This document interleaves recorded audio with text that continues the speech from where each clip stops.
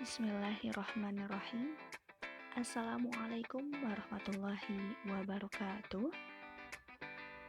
Ya, teman-teman, perkenalkan kami dari kelompok 11 yang beranggotakan Muhammad Saifur Rahman Ali dengan NIM 18 17 30 30 67, Citra Fitria Dewi Harista dengan NIM 19 17 30 30 38, Amalia Dwi Prihanti dengan NIM 19 17 30 30 42, dan Cynthia Agustina Resvianda dengan NIM 19 17 30 30 50. Di sini kami akan mempresentasikan sebuah materi yang berjudul Signifikansi Hukum Islam Era Kontemporer, Respon Terhadap Kesetaraan Gender.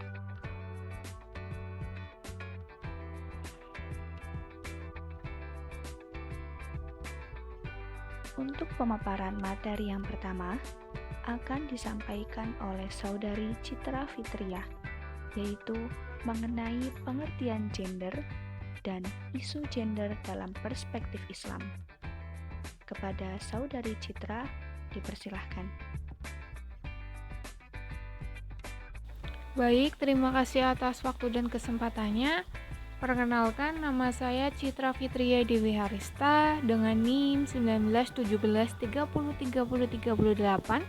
Izinkan saya untuk memaparkan sedikit materi dari hasil diskusi kelompok kami, yaitu mengenai pengertian gender.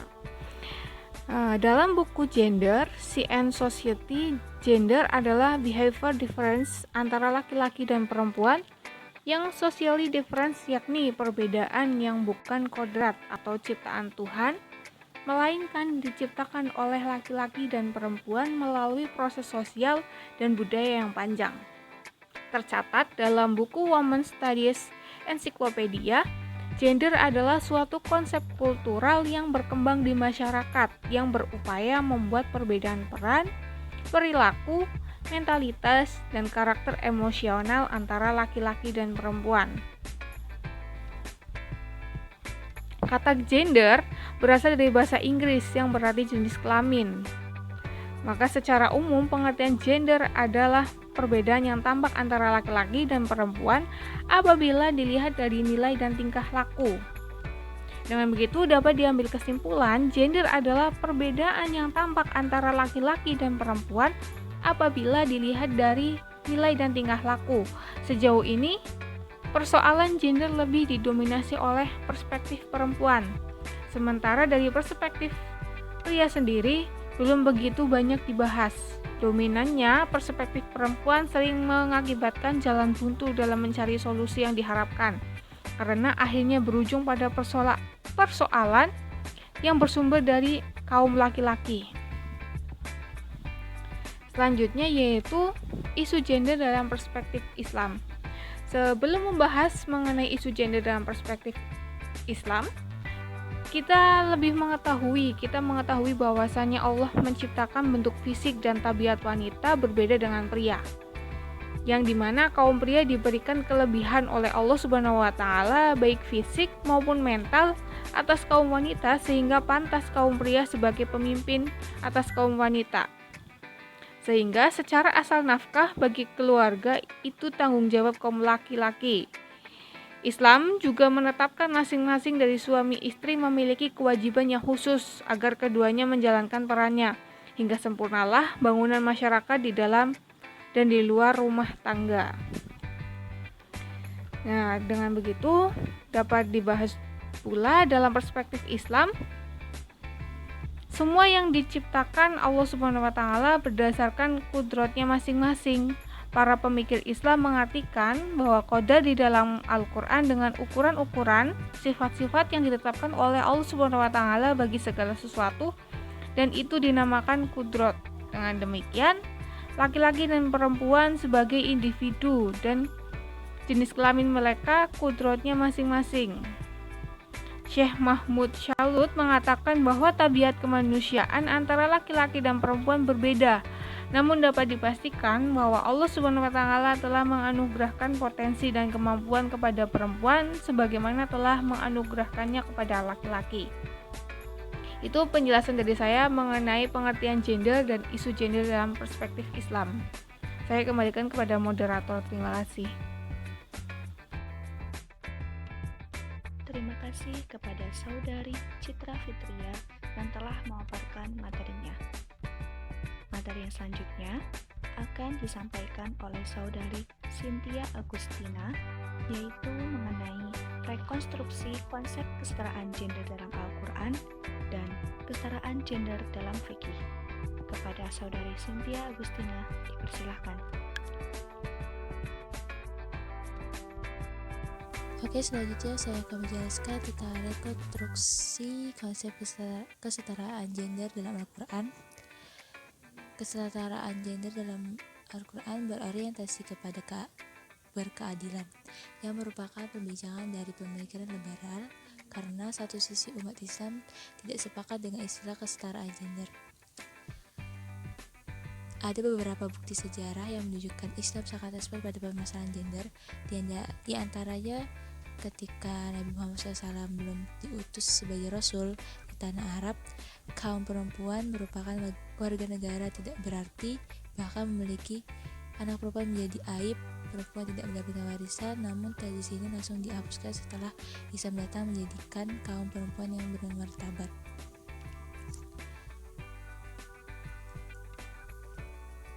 Dan juga dijelaskan dalam surat Al-A'raf dan surat An-Nisa yang merupakan konsep kesetaraan gender, bahwa perempuan dan laki-laki sama di hadapan Allah, dan dalam bidang karir tidak didominasikan jenis kelamin. Konsep gender dalam Al-Quran secara akademis tidak dapat disangkal, tetapi pada tataran lapangan hukum Islam atau fikih, di mana pengakuan kesetaraan gender mengalami fase surut sesuai dengan evolusi dan kontinuitas fikih. Selanjutnya, kesetaraan gender dalam fikih.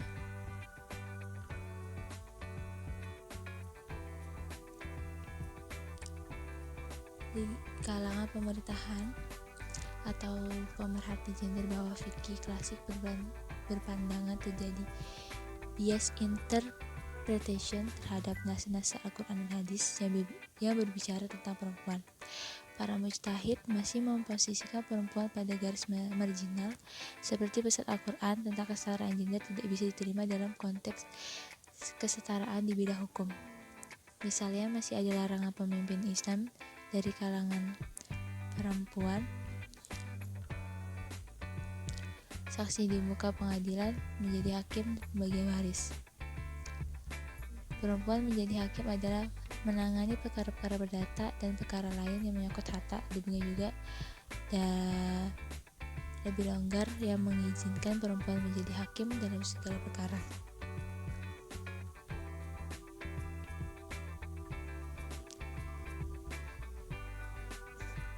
Persoalan fikih tentang gender dalam paradigma usul fikih klasik menurut Hasbi As-Siddiqi, terdapat 5 prinsip yang memungkinkan hukum dalam beberapa bagian fikih bisa berkembang mengikuti masa, yaitu pertama prinsip ijma, prinsip qiyas, prinsip maslahah mursalah, prinsip memelihara uruf, dan berubahnya hukum dengan berubahnya masa. Kelima prinsip ini dengan jelas memperlihat betapa fleksibelnya hukum Islam. Sekian dan terima kasih. Terima kasih kepada Saudari Cynthia Agustina yang telah memaparkan materinya. Nah, teman-teman, mungkin cukup sekian pemaparan materi dari kelompok kami, yaitu mengenai signifikan hukum Islam era kontemporer, respon terhadap kesetaraan gender. Dari pemaparan materi tadi dapat ditarik kesimpulan, yaitu dalam kajian gender, hampir seluruh argumen berawal dari suatu asumsi bahwa perbedaan gender, bahkan ketidaksetaraan gender antara laki-laki dan perempuan terjadi melalui proses sejarah yang panjang dan dibentuk, disosialisasikan, diperkuat, dan dikonstruksi secara sosial dan kultural, termasuk melalui tradisi keagamaan. Para feminis muslim dalam memperjuangkan kesetaraan gender lebih memfokuskan pada dua hal penting. Pertama, ketidaksetaraan antara laki-laki dan perempuan dalam struktur sosial masyarakat Muslim tidak berakar pada ajaran Islam yang eksis, tetapi pada pemahaman yang bias laki-laki yang selanjutnya terkristalkan dan diyakini sebagai ajaran Islam yang baku. Dan kedua, dalam rangka bertujuan mencapai kesetaraan, perlu pengkajian kembali terhadap sumber-sumber ajaran Islam yang berhubungan dengan relasi gender dengan bertolak dari prinsip dasar ajaran, yakni keadilan dan kesamaan derajat. Sekian dari kelompok kami. Kami memohon maaf apabila terdapat banyak kekurangan dan juga kesalahan. Terima kasih. Wassalamualaikum warahmatullahi wabarakatuh.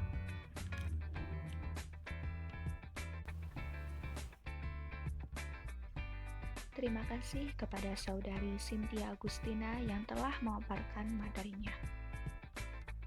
Nah, teman-teman, mungkin cukup sekian pemaparan materi mengenai signifikansi hukum Islam era kontemporer respon terhadap kesetaraan gender dari kelompok kami.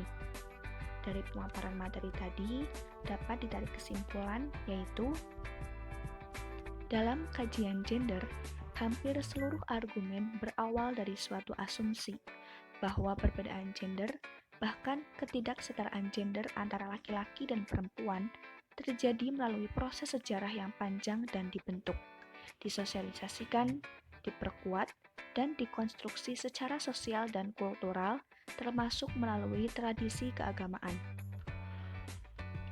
Para feminis Muslim dalam memperjuangkan kesetaraan gender lebih memfokuskan pada dua hal penting. Pertama, ketidaksetaraan antara laki-laki dan perempuan dalam struktur sosial masyarakat Muslim tidak berakar pada ajaran Islam yang eksis, tetapi pada pemahaman yang bias laki-laki yang selanjutnya terkristalkan dan diyakini sebagai ajaran Islam yang baku. Dan kedua, dalam rangka bertujuan mencapai kesetaraan, perlu pengkajian kembali terhadap sumber-sumber ajaran Islam yang berhubungan dengan relasi gender dengan bertolak dari prinsip dasar ajaran, yakni keadilan dan kesamaan derajat. Sekian dari kelompok kami. Mohon maaf apabila terdapat banyak kekurangan dan kesalahan. Terima kasih. Wassalamualaikum warahmatullahi wabarakatuh.